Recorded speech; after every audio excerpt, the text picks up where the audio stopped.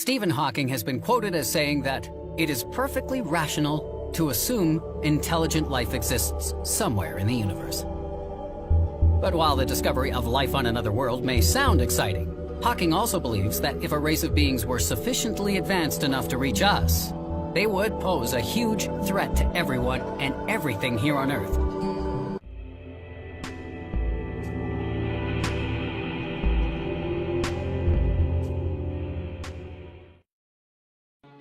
If man were to meet an alien race tomorrow, could our existing infrastructure cope? I'm talking about electricity, the internet, and the huge surge in demand for both of these things when the news of alien contact spreads. The number of power, cell phone, and internet outages we have during World Cup finals, New Year's Eve, and Game of Thrones finales are bad enough. But when ET swings by for a visit, the worldwide desire to exchange information will be like nothing we've seen before. This means it may take several days or weeks before many parts of the world find out about our brand new house guests. And when they do, not everyone will react with an equal amount of enthusiasm. The idealists among us might say that an alien visitation would put all of our wars into perspective. Israel and Palestine, the West and ISIS. Perhaps we'll all just drop our weapons, look up into the sky, and come together to greet a magical new friend. Or we'll try to blow them up, because let's face it, when humans get anxious, we get angry. We may just try to eliminate these extraterrestrial neighbors out of pure fear. However benevolent the aliens may seem at first, there would be many of us who just wouldn't accept a visit as a friendly one. Probability is, humanity will experience a whole range of emotions when meeting aliens for the first time. From nervous paranoia and panic attacks, through to euphoric jubilation mimicking an almost religious experience. For some people, this event will be everything they've always hoped for. But for others, a situation which threatens their power, their beliefs, and their whole reason for being. There's a chance we might even freak out and kill each other before the aliens have even said, "How do you do?" Or perhaps we won't. Perhaps things will be completely normal. As well as being rather erratic, humans do have an unnerving ability to snap back into a routine after a devastating event. Because let's face it, even if a giant ship appeared in the sky tomorrow, you'd still have to eat, drink, sleep, and take a whiz in the coming days and weeks. You'd still have to work a job to pay the rent.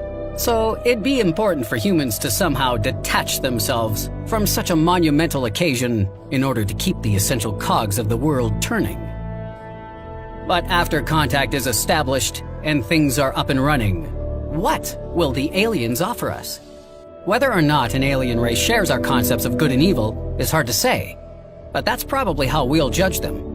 So how can we be so sure they'll come to us with good intentions? Stephen Hawking believes they won't, drawing parallels to the impact of European colonization upon North and South America, which, as you may know, didn't end too well for the native people. He believes that an armada of giant ships invading our planet is a distinct possibility, and that we'd have no way of defending ourselves from such an assault.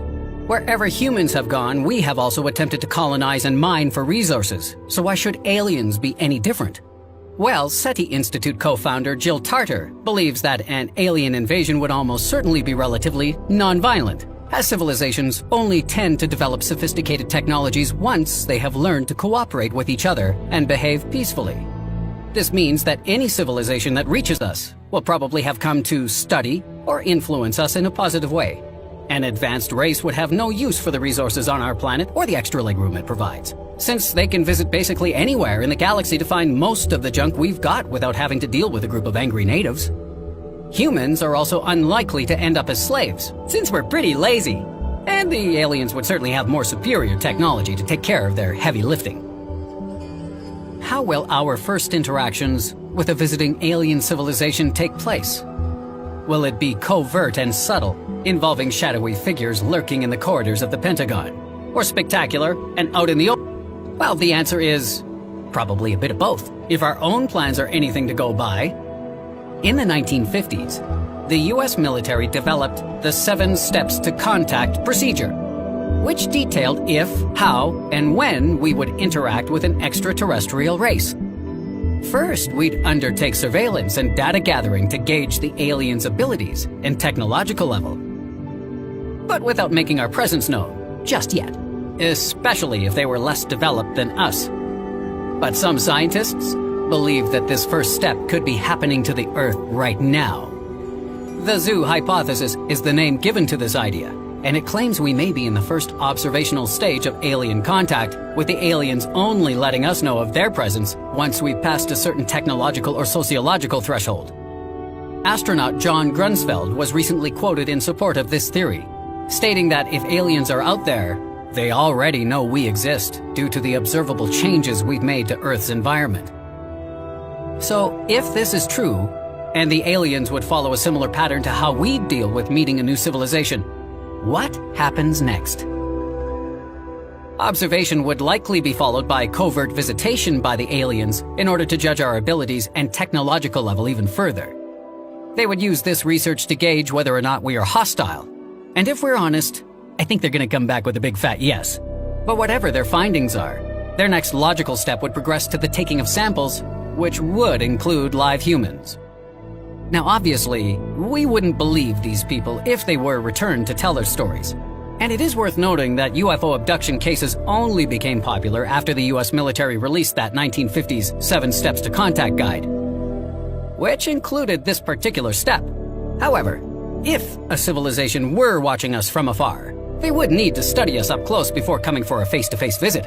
If they were to deem us psychologically capable of handling their presence, and right now that feels like a massive if, then it's more likely that an alien civilization would then make its presence known to the highest number of people possible in a non-hostile manner. Nobody's getting taken to our leader, and there will be no shady contacts in the CIA keeping this info to themselves. The 7 Steps plan involves humans exposing themselves to an alien world out in the public, so that's how we think they would handle it too. But the question is, what happens when we meet? We have to assume that a sufficiently advanced civilization is aware of the dangers of disease to both parties. So hopefully they'll have brought protection along for this intergalactic booty call. But once we've decided it's safe to interact, how will we even achieve this? A significantly developed alien race may use a universal translator to facilitate communication.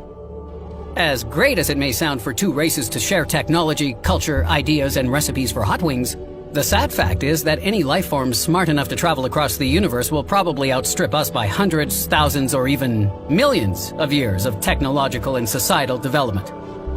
So what would they do in this situation? Would they help us?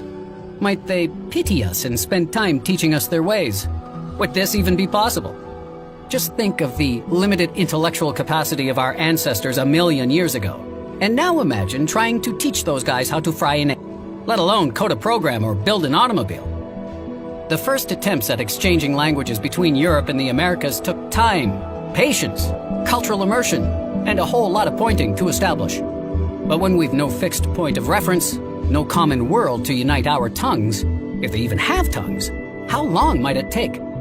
Will it be as hard as getting dogs and cats to understand us today? Will humans have to roll over and do tricks for hyperdrive technology? And will we even be able to comprehend who or what these alien beings are? What if they come in the form of an artificial robot avatars? It's impossible to say, but if they do come, and they are intelligent, at least we're pretty sure of the next thing.